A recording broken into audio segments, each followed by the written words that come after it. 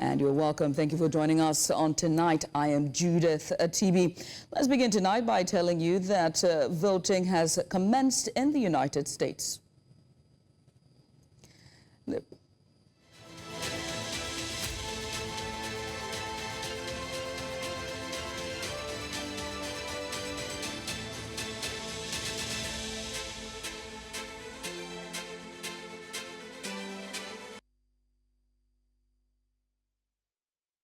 The presidential elections have commenced in the United States, marking the culmination of an intense and unpredictable contest. Now, today, Americans will decide whether Kamala Harris will make history as the country's first female president, or if Donald Trump will stage a remarkable comeback, sending shockwaves globally. The two candidates are neck and neck in the polls, with Trump 78 and Harris at 60 years vying for the top spot in the White House. In the final stretch, both candidates aggressively rallied their supporters and made last-ditch efforts to sway undecided voters in crucial swing states, including Arizona, Georgia, Michigan, Nevada, North Carolina, Pennsylvania, and Wisconsin. Now, these states will likely determine the outcome of the election, with Pennsylvania's 19 electoral votes being a highly priced prize. Now, the election's outcome is far from certain, with experts warning that the results may take longer than usual to be announced due to the razor-thin margins in multiple states. Let's now cross over to Washington, D.C., where News Central's chief international correspondent, Afia Hagen, is on the ground with the latest. Afia, first of all, well done. Just bring us up to date with the latest on the election from the polling units that I understand you're covering at the moment. Yes, well, we're at a different polling station now than we were earlier on. We're at the West End Public Library. This is a very, very busy polling location. As I'm sure you can see behind me, there's lots of people voting, but the queue that ranges round this room, down the hallway, outside and down the pavement, as you can see, is pretty long. I think there's people going to be in that queue for more than an hour waiting to cast their vote. Everybody is out here using, your vote. Your vote is your voice, and taking the time.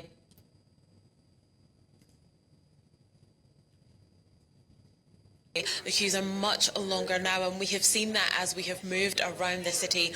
Polling stations, very, very busy, but also lots of observers from Argentina, from Colombia, from around the world have come to see how the United States votes, how they cast their elections. So yes, it's been a very, very busy day in the nation's capital. Anafia, I have to ask, we do understand that, there were early voters that started pretty early, and then today is the final and D-Day for elections. With the turnout from, early voters and now, has there been some sort of significant difference in voter turnout? Absolutely. I think in this election we're going to find that you have more early voters than ever before. I think by the time you get to the end of this election there will be about 90 million early votes cast. And actually even today we saw people mailing in their ballots at polling stations. It's still an option to do that as well. If people didn't necessarily want to wait in the queue and had signed up for a mail-in ballot, that was still an option today. Now, one thing we are seeing with the early voting is that more Republicans are early voting than ever before. In 2020, it was about 30% of Republican votes. In this election, it's about 36% of Republican votes. And that's very interesting because Donald Trump initially was someone who didn't advocate for early voting, said that that was part of the reason why he says the Democrats managed to cheat. But he's been encouraging early voting. So more Republicans did it, but he himself didn't early vote. He actually voted this morning in Florida. So I think we're going to see record early voting.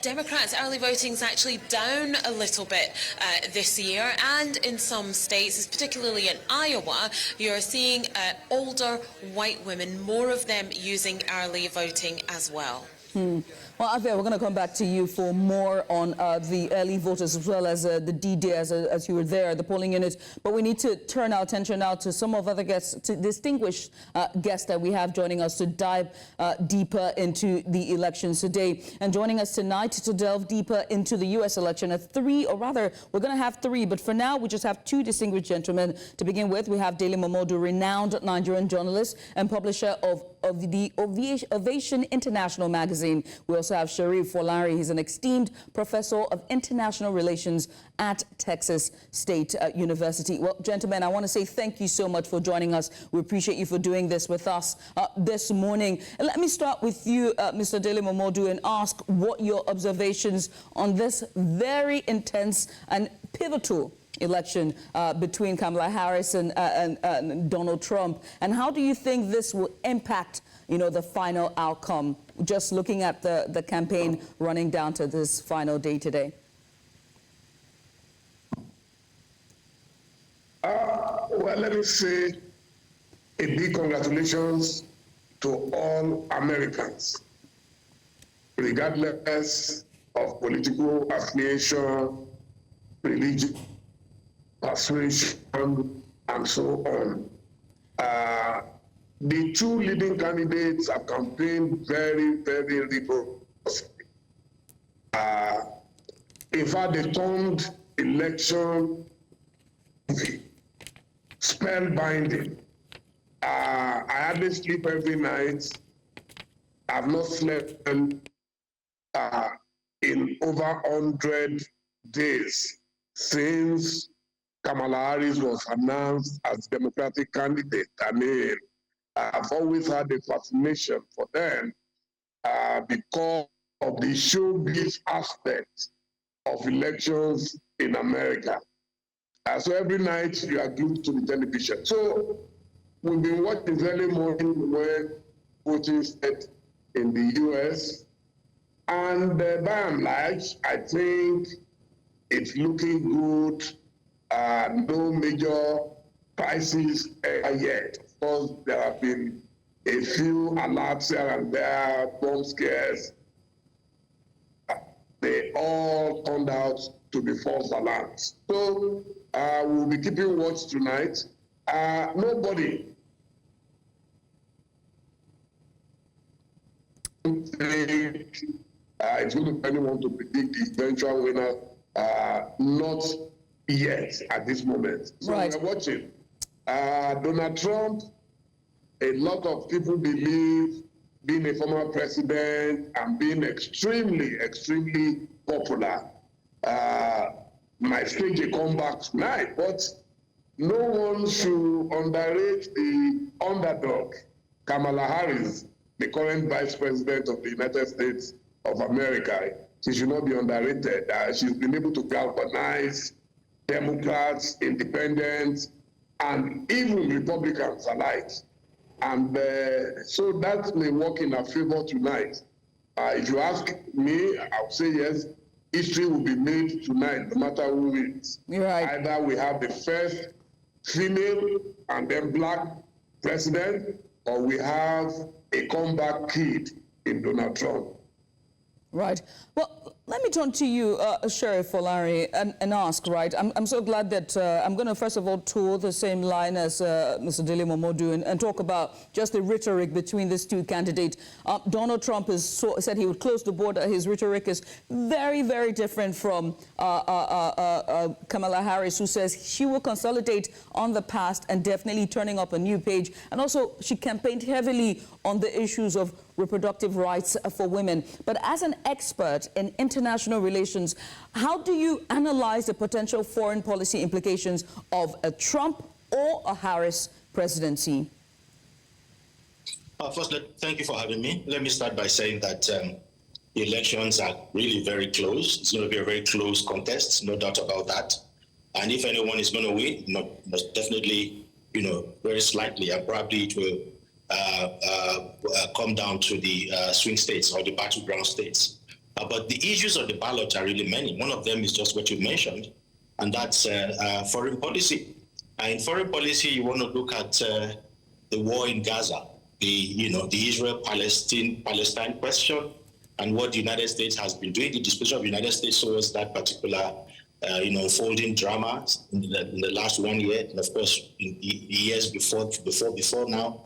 And you want to see that Donald Trump has not actually demonstrated sufficient, grasp of international relations, and by extension, U.S. foreign policy. Seems to have some kind of, limited knowledge of American, politics, deeply rooted in its principle of, globalism, and indeed the kind of hegemonic influence that has established over the years. But Kamala Harris has, having worked with President Biden, who is very adept in the area of international politics, definitely must have learned the curves, and she seems to be above board, not excellent, per se, but to be above board. And in terms of, what the foreign policy of the United States will be, I would say that Kamala Harris stands, on a better ground. But you must also understand the fact that Americans are looking inwardly. They're kind of, they're bothered more about what is going on within the United States. Right. You did mention something, and so that is likely going to be more of determining factors on the ballot than foreign policy. Of course, one other part of foreign policy that I feel strongly that, probably will stand a very good, the Democratic Party's nominee will definitely stand a good ground is on the issue of NATO. Trump is not well disposed to NATO. We all know that. Right. And I think it's a demonstration of the fact that he doesn't understand that a strong NATO means a strong United States. Historically, a weakened NATO will be a weakened United States. What am I trying to say?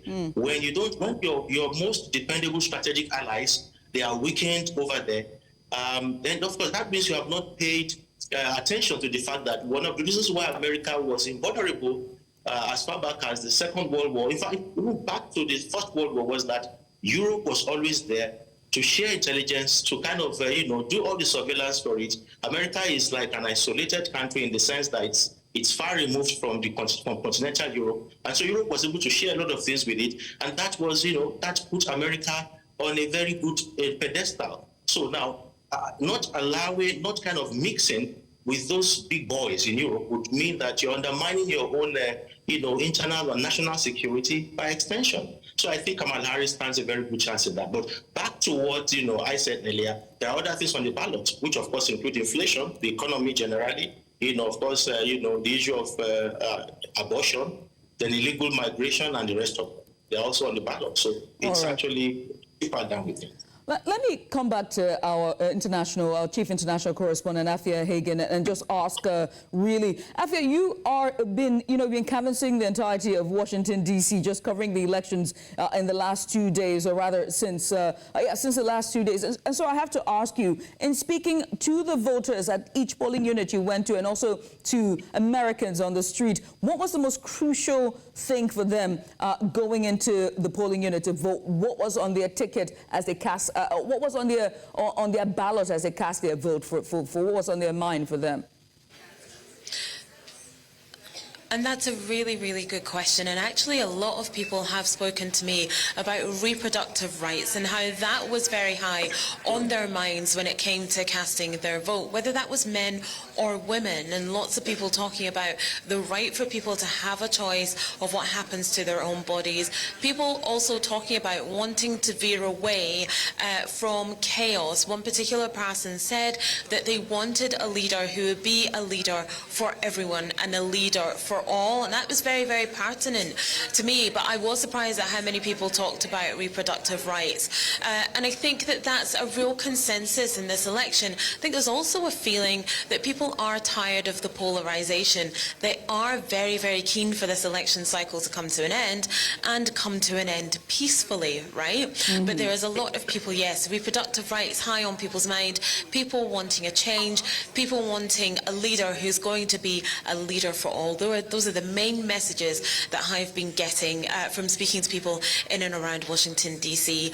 Over the past couple of days. Right. Well, let me come to Mr. Dele Momodu and ask you, sir. You are quite popular, not just in Nigeria here, but also the Nigerians and diaspora community. And so I have to ask, because one of the conversation and one of the key crucial issues on the ballot is immigrations. And now both candidates have different rhetoric, whether it's, Donald Trump, who has said mass deportation for those who are not supposed to be here, and, closing the border completely. And also there's Harris on the other side, who wants a more holistic approach, so to speak. What are the views, the Nigerian and diaspora community, what are the views with this U.S. presidential elections, especially when it comes to migrations? And what do you think the implications are? What implications do they see for Nigeria-U.S. relations, especially with immigrations?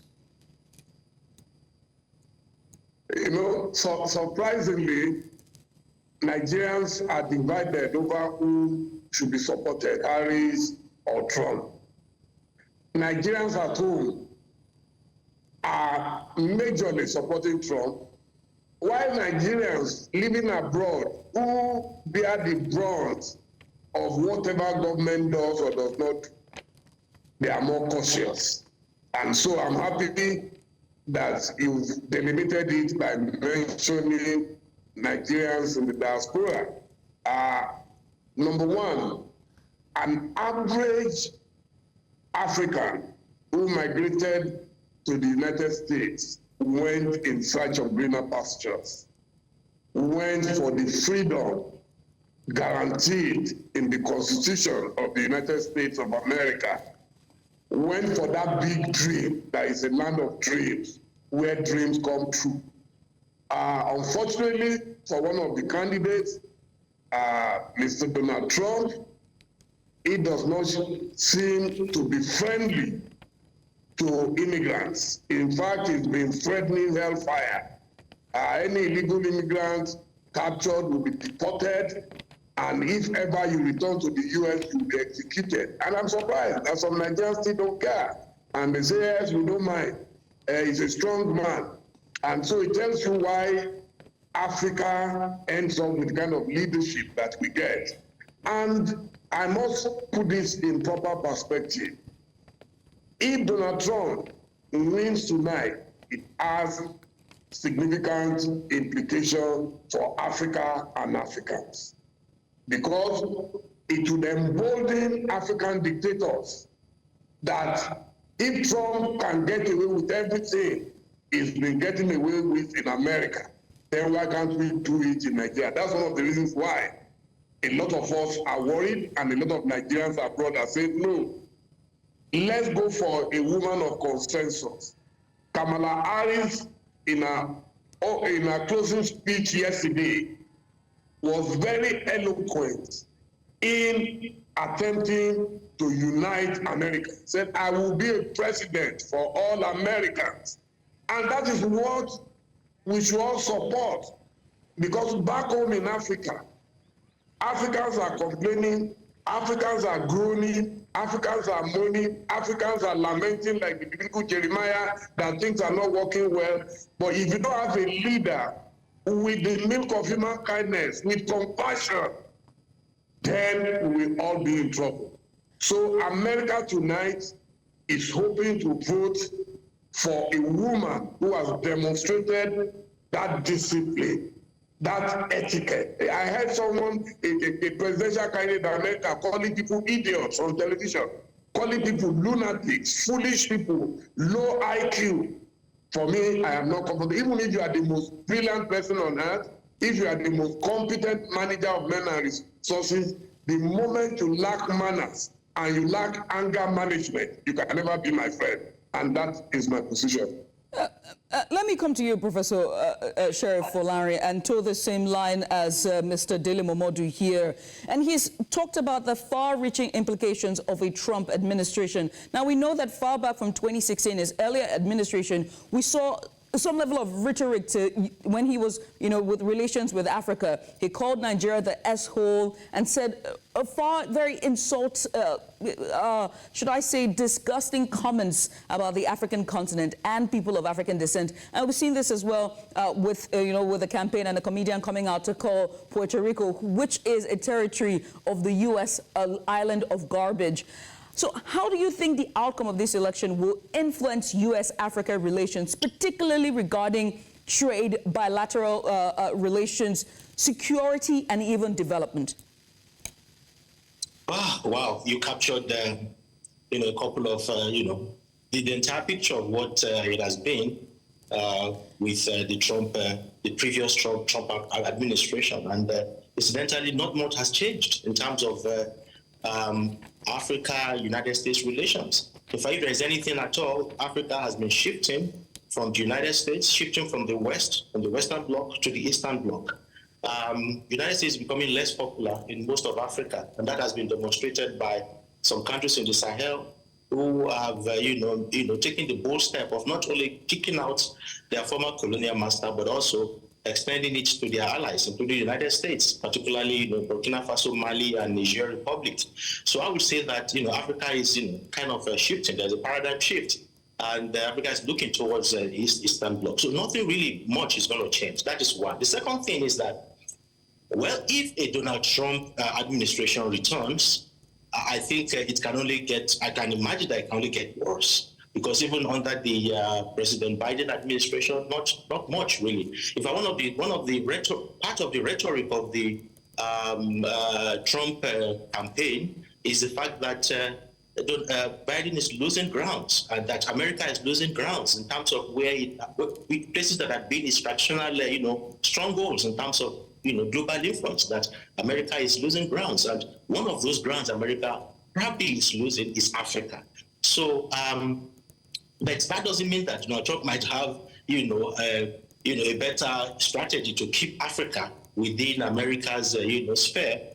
Because if you go by what he did in the first, when he had the opportunity the first time, there was this, wide gulf between the United States and the African continent. So I don't think much is going to change. And in the last 5 or 6 years, the volume of trade between the United States and some African countries has actually gone down. And the reason being that Africa is no longer that one of the main exports from Africa is oil, which America was, America was the largest buyer of oil from Africa, just as it did from the Middle East. But that has gone down. America is looking more towards other places in terms of oil.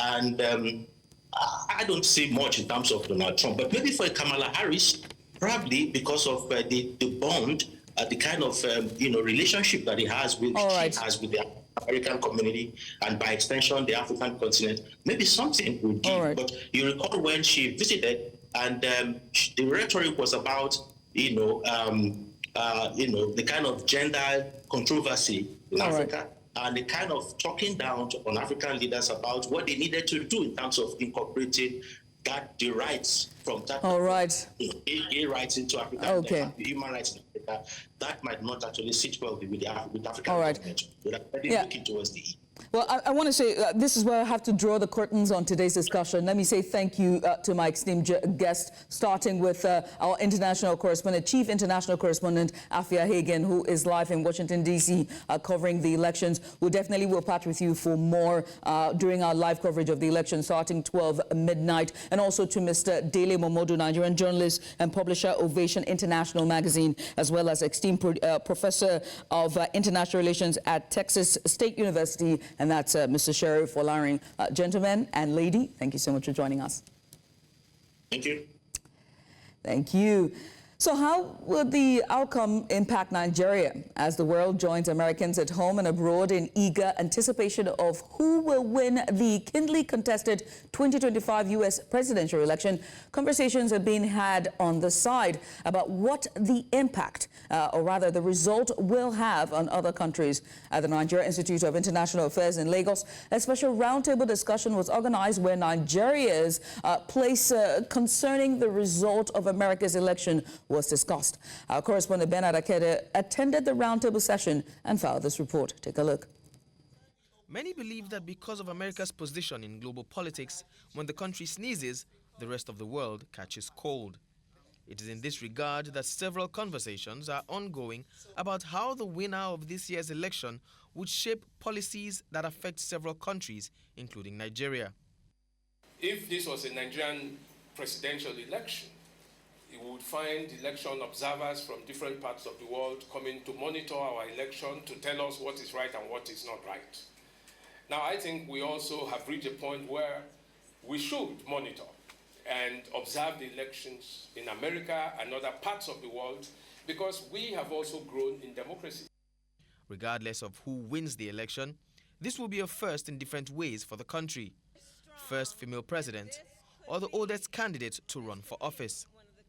Each coming with their own agenda, leaving the rest of the world, including Nigeria, asking questions like how important these elections are to us all.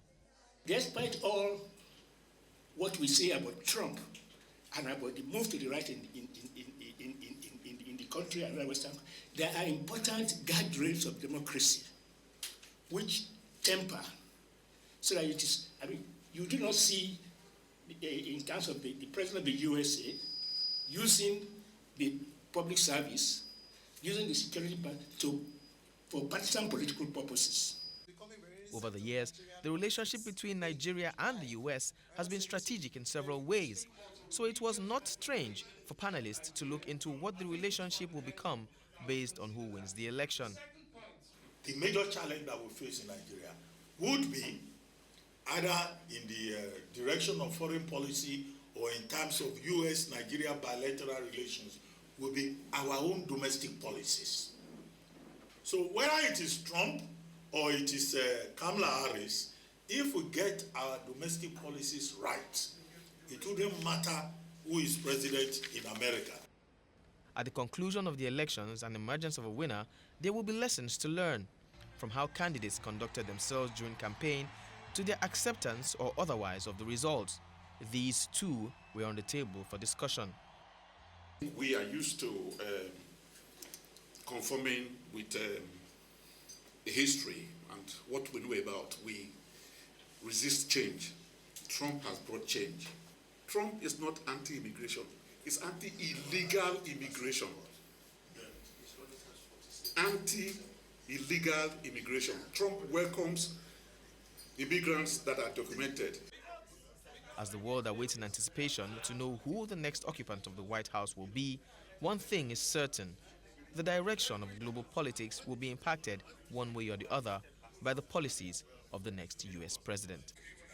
In Lagos for News Central, I'm Bernard Akede.